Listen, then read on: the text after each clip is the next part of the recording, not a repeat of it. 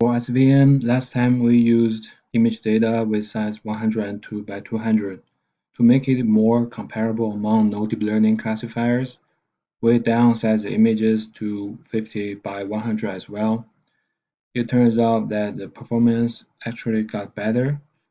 After parameter tuning, we got the same best model as we got with image size of 102 by 200, where C equals to 10, gamma equals to 0.0001, kernel equals to RBF, and the accuracy was 0.071, which is increased compared to 0.0655, and the recall and F-score also got increased.